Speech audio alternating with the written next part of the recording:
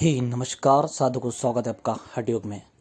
योग में अनंत सिद्धियों की प्राप्ति, योगी कैसे सिद्धियां प्राप्त करता है, भाग 3। तो चलिए शुरू करते हैं।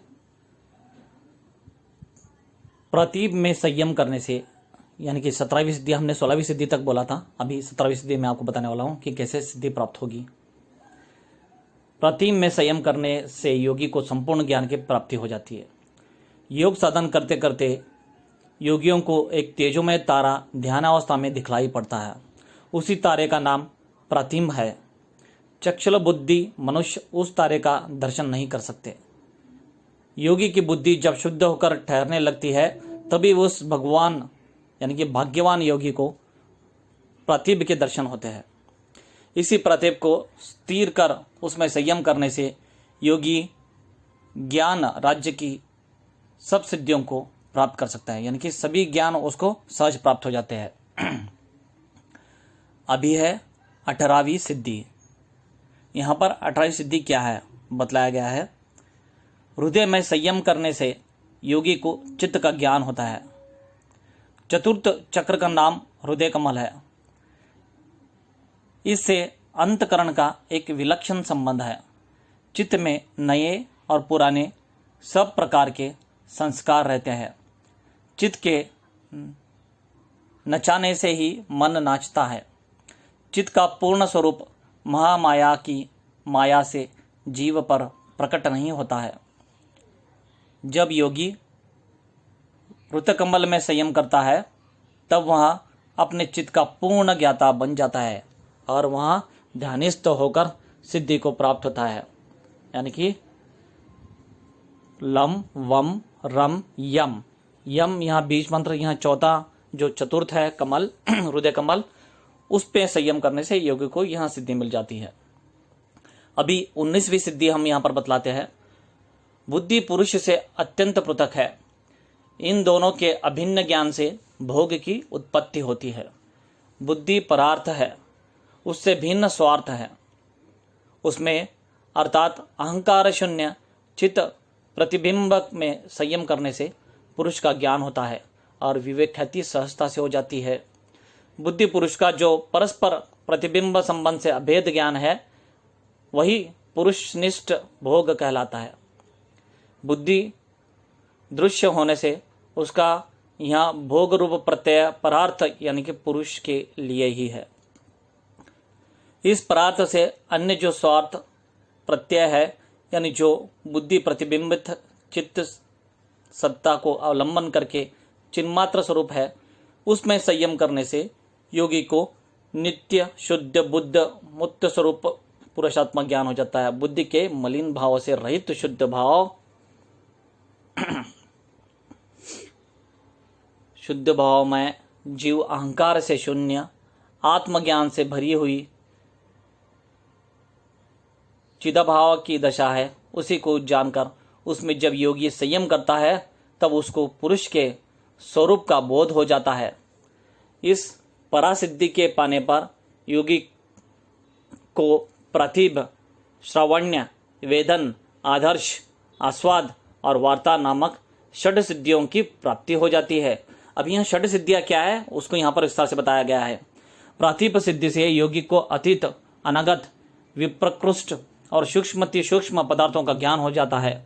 श्रवण सिद्धि से योगी को दिव्य श्रवण ज्ञान की पूर्णता यानी कि प्रणवध्यनि का अनुभव होता है। यानी कि देखिए 6 षड सिद्धि जो प्राप्त हो जाती है विवेक ख्याति के बाद, यहाँ पर बतलाया गया विस्तार से। वेदन सिद्धि से योगी को दिव्य स्पर्श ज्ञान की पूर्णता होती है।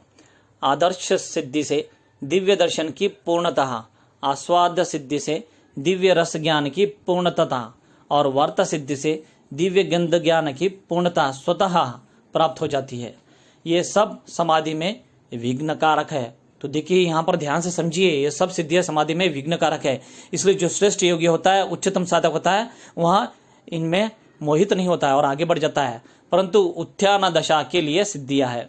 20वीं सिद्धि बंधन का जो कारण है उसके शिथिल हो जाने से और संयम द्वारा चित्त की प्रवेश निर्गम मार्ग नाड़ी के ज्ञान से चित्त दूसरे के शरीर में प्रवेश कर सकता है। चंचलता को प्राप्त हुए अस्थिर मन का शरीर में द्वंद्व तथा आरुशक्ति जन्य बंधन है। यानी कि 20वीं सिद्धि के बारे में यहाँ पर बतलाया जा रहा है। समाधि प्राप्ति से क्रमशः स्थूल शरीर से सूक्ष्म शरीर का यह बंधन शिथिल हो जाता है। संयम की सहायता से चित्त के गमनागमनकारी नाड़ी ज्ञान से स्वतः सूक्ष्म शरीर को कहीं पहुंचा देने का नाम प्रवेश क्रिया है और पुनः उस सूक्ष्म शरीर को ले आने का नाम निर्गम क्रिया है। इन दोनों का जब योगी को बोध हो जाता है तब योगी जब चाहे तब अपने शरीर से निकलकर दूसरे के शरीर में प्रवेश कर सकता है। देखिए यहाँ पर परकाया प्रवेश स्थिति के बारे में बताया है। इस पर मैंने अलग सा वीडियो बनाया, आप चाहो तो वो जाकर सुन सकते हैं, समझ सकते हैं, देख सकते हैं। 21वीं सिद्धि उदान वायु के जीतने से जल, कीचड़ और कंटक आदि पदार्थों का योगी को स्पर्श नहीं होता और मृत्यु भी वशीभूत हो जाता है। उदरोगमनकारी कंठ से लेकर सिर तक व्यापक जो वायु है यही उदान वायु कहलाता है। यह उदरोगमनकारी होने से उसमें संयम करने वाले योगी का शरीर जल, पंख और कंटक आदि से कभी नष्ट नहीं होता। उदान वायु से सब स्नायुओं की क्रियाएं नियमित रहती है। मस्तिष्क का स्वस्थ ठीक रहकर चेतन की क्रिया बनी रहती है। इसके अतिरिक्त उदान वायु से प्राणमय कोश सहित सूक्ष्म शरीर पर आधिपत्य बना रहता है। अतएव उदान वायु के जय से योगी इच्छा अनुसार शरीर से प्राणोत्क्रमण रूप यानी कि इच्छा मृत्यु को प्राप्त कर सकता है। जैसे कि भीष्म पितामह ने किया था, ऐसे इच्छा मृत्यु को पा सकता है। उदान वायु को जीतने के बाद यह सिद्धि मिल जाती है उस योगी को, उस साधक को। जैसे भीष्म पितामह ने उत्तरायण सूर्य आने पर ही देहत्याग किया था। तो देखिए जो मैंने बोला वही यहाँ पर बताया गया आपको।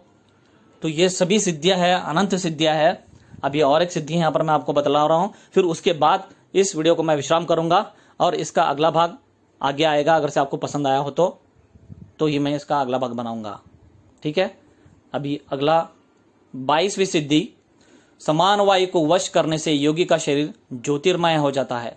नाभि के चारों ओर दूर तक व्यापक रहकर समता को प्राप्त हुआ जो वायु जीवनी क्रिया को साम्य अवस्था में रखता है उस वायु को समान वायु कहते हैं। इस शरीर की समानता का इस वायु से प्रधान संबंध है।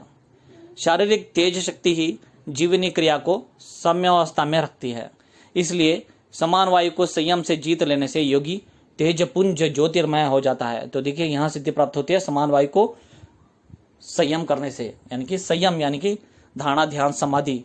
जब ये तीनों अवस्था आप एक में लगाते हो तो वहाँ संयम कहलाती है। और जब संयम आप कोई भी वस्तु में करते हो तो उससे आपको सिद्धि मिल जाती है।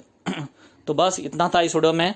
आपको ये पसंद आया तो लाइक करना, शेयर करना, ताकि सभी को पता चले भारत की प्राचीन सिद्धियां कितनी थी, अनंत थी और उसे कैसे प्राप्त कर सकते हैं सहजता से योग के द्वारा। बस इतना ही था। जय हिंद, धन्यवाद।